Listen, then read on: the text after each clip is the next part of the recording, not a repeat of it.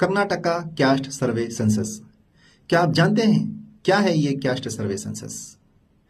सितंबर 22 से अक्टूबर 7, 2025 के बीच में कुछ लोग आपके घर आएंगे, आपसे कुछ सवालात करेंगे जो आपके घर और घर वालों के बारे में आपको बताना पड़ेगा, जिसमें कुल 60 सवालात आपसे पूछे जाएंगे, जैसे कि आपका नाम, आपके वालिदैन का नाम, आपका घर का पता, मोबाइल नंबर, आधार नंबर, इस तरह से कुल 60 सवालात आपसे पूछे जाएंगे, जिसमें कुछ सवालात ऐसे हैं जहां पर हमें कुछ उसके बारे में इंफॉर्मेशन कम मालूमात है।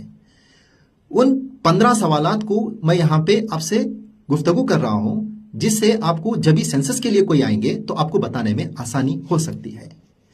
सबसे पहले ये कैस्ट सेंसस का मकसद क्या है, आप इसको जरूर जानिए। इस सेंसस के जरिए से कर्नाटक सरकार पूरे सारे कर्नाटक के हर इंसान का कुल जाति आबादी का दुरुस्त नंबर जानना चाहती है। और अगला मकसद है इस रिजर्वेशन पॉलिसी का बेहतरीन से बेहतर उसको इस्तेमाल में ला सके। जिस कैस्ट को जितना रिजर्वेशन चाहिए उसको सही तरीके से, दुरुस्त तरीके से बता सके, और हर इंसान की सोशो इकोनॉमिक स्टेटस को ठीक तरह से जानकर उस हिसाब से उन्हें सहूलियात को वो जारी करने के लिए यह सेंसस को चलाया जा रहा है। यहां पे मैंने 15 सवाल ऐसे निकाले हैं जहां पे हमें कंफ्यूजन क्रिएट कर सकता है। उसमें से एक सवाल नंबर 4 है, इसको फैमिली सरनेम से आपको सवाल किया जाएगा। यहां पे बहुत लोग कंफ्यूजन हो जाते हैं कि फैमिली सरनेम क्या है। यहां पे 4 तरीके का फैमिली सरनेम हो सकता है, जिससे मजहबी नाम हो सकता है, कारोबारी लक़ब हो सकता है, या मकामी लक़ब हो सकता है, या खानदानी लक़ब हो सकता है। मजहबी नाम जैसे कि रिलीजियस सरनेम होता है, जैसे कि खान, सैयद, पीर, शेख, ये सब मजहबी नाम होते हैं। और कारोबारी लक़ब होता है ऑक्यूपेशन, आइडेंटिटी, यहाँ पे जैसे कि बैरी या फकीर या दरवेश, मुल्ला, खाजी, ये होता है सरनेम। ओके, अगला नाम होता है मकामी लक़ब, यानी रीजनल बेस्ड सरनेम होता है, जैसे कि भटकली, बीजापुरी, बेंगलुरी, मैसूरी, इस तरह से कुछ होता है। तो आपके नाम के साथ वो जुड़ा है तो आप उसको जरूर बताइए। और खानदानी लक़ब होता है फैमिली आइडेंटिफिकेशन, जैसे कि मिर्जा, बेग, खान, पाशा, इस तरह के कुछ नाम होते हैं, कुरैशी, इस तरह के नाम होते हैं। आप उसको अगर आपके डॉक्यूमेंटेशन में, यानी एसएससी मास कार्ड या आधार कार्ड में कहीं पे भी उसको दर्ज किया हो तो उसी को बताइए, वरना उस जगह को ऐसे ही खाली छोड़ देना बेहतर समझिए। और अगला सवाल नंबर 10 है, जिसे आपको टोटल फैमिली मेंबर्स के बारे में आपसे पूछा जाएगा। तो आप जरूर आपके घर वालों का नंबर तो आप बता सकते हैं, नाम के साथ उसको दर्ज कराएंगे। लेकिन कभी कभी ऐसे भी होता है जो लोग हमारे घर से पढ़ाई के लिए या कमाई के लिए किस देश विदेश में कहीं और बाहर रहते हैं, तो आप उनका नाम भी उसमें जरूर दर्ज लिखाइए। और अगला सवाल क्वेश्चन नंबर 12 है, जहां पे आपको 11, 12 और 13 रिलीजियन, कैस्ट और सब कैस्ट के बारे में पूछेंगे। हम मुसलमानों के लिए एक ही वहां पे जवाब होना चाहिए। जब रिलीजन का सवाल आएगा तो आप इस्लाम बताइए, कैस्ट के बारे में मुस्लिम बताइए। सब कैस्ट होता है जैसे कि कुरैशी, अंसारी, शेख, सैयद, पठान, ये होता है। अगर आपके नाम में अगर ये जुड़ा है तो आप बताइए, यानी तो उसको वैसे ही खाली छोड़ दीजिए। और अगला सवाल आता है जातीय वर्गा, यानी तो कैस्ट कैटेगरी आता है, जैसे कि हम उसे आसान जबान में SC, ST, OBC, अदर्स हम बताते हैं। सारे मुसलमान हम उसमें OBC में आते हैं तो OBC लिखा सकते हैं। जैसे कि कोई दरवेश है या कोई वहां पे इस तरह के नाम हो तो आप उसको भी दर्ज फरमा सकते हैं। अगला सवाल वहां पे क्वेश्चन नंबर 26 है, जिसमें आपको मेन फैमिली ऑक्यूपेशन के बारे में पूछा जाएगा, यानी कि खानदान का अहम पेशा आपसे पूछा जाएगा। जो आपके घर में पीढ़ी बाय पीढ़ी कुछ पेशे को दोहराते आ रहे हैं तो आप उसे जरूर बताइए, जैसे कि इमाम हैं, खाजी होते हैं, कूली करने वाले होते हैं, या कुछ ज़राअत का काम करते आ रहे हैं, या खसाब, दर्जी, नालबंद, पटवेगर, इस तरह का कोई पीढ़ी बाय पीढ़ी हमारे घर में कुछ पेशा चलता आ रहा है तो आप उसको जरूर बताइए। अगर नहीं है तो उसको ऐसे ही खाली छोड़ दीजिए। अगला क्वेश्चन होता है क्वेश्चन नंबर 29। यहाँ पे आपको यानी एम्प्लॉयड मेंबर्स के बारे में पूछा जाएगा, यानी आपके घर में कोई बेरोजगार है तो आप उसको भी जरूर लिखाइए।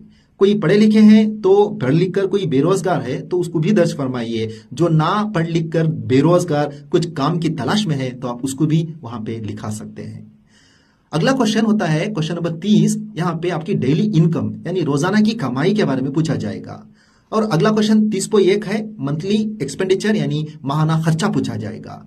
ये आपकी रोजाना की कमाई और माहाना खर्चा, अगर आप माहाना तनख्वाह लेने वाले हैं या सैलरीड हैं तो आप वहां से आसानी से आप जितनी सैलरी रिसीव करते हैं आप बता सकते हैं। लेकिन रोजाना कारोबार करने वाले इसमें बताने में थोड़ी दिक्कत होगी, तो आप आपकी ईयरली इनकम के हिसाब से उसको टैली करके आप रोजाना की कमाई और माहाना खर्चा और ईयरली इनकम आप वहां पे बता सकते हैं।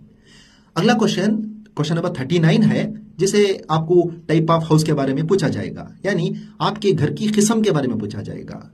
घरों में दो किस्म की घरें होती हैं, जिसे हम आसान जबान में कच्चा मकान और पक्का मकान कहते हैं।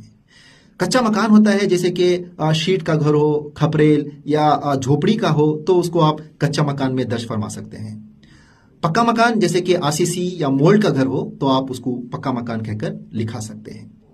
अगला सवाल क्वेश्चन नंबर 47 है, जिसे वहां पे एनी हाउसिंग स्कीम के बारे में आपने फायदा लिया है तो आपको बताना पड़ेगा। जैसे कि आप घर बनाने के लिए सरकार से किसी स्कीम को अप्लाई करके आपने घर बनाया है तो इस तरह का इंफॉर्मेशन हो तो आप वहां पे दर्ज फरमा सकते हैं।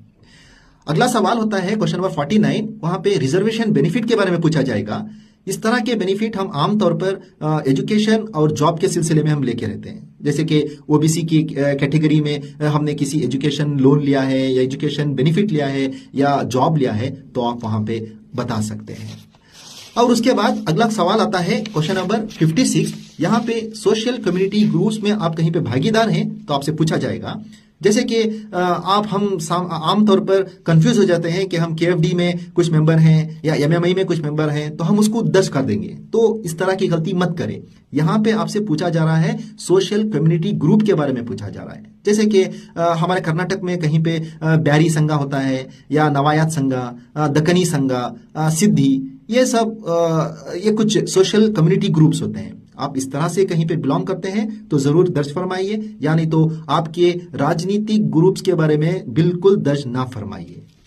अगला सवाल क्वेश्चन नंबर 59 है। यहाँ पे आपसे यानी कैस्ट बेस्ड डिस्क्रिमिनेशन फेस के बारे में पूछा जाएगा, यानी जात पात की बुनियाद पर किसी इम्तियाजी का सामना करना पड़ा, यानी किसी तकलीफ को आप सामना करना पड़े के बारे में पूछेंगे।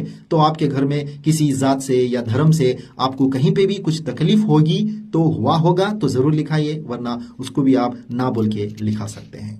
तो इस तरह से इस सेंसस के बारे में आपको हर तरीके से सवालात, यानी आपके घर वाले, आपकी जात, आपका धर्म, आपकी कमाई, आपका फायदा, आपका नुकसान, सब के बारे में पूछा जाएगा। आप इसको जरूर आसानी से बताइए और इत्मीनान से बताइए। ये 60 सवालात हैं, इसमें जो लोग आएंगे वो थके मानंद होंगे, उनको बैठने का इंतजाम फरमाइए, कुछ चाय पानी का इंतजाम फरमाइए, क्योंकि वो आपके जरिए से आपके बारे में जानकर वो सरकार को जो डेटा देंगे उस हिसाब से उस कौम, उस जात के अगले आने वाले दिनों में बहुत फायदेमंद वाला या उसके फायदे वाले कुछ काम सरकारी लेगी या कुछ स्टेप्स लेगी, उसका फायदा पूरी कौम के लिए मिलेगा। तो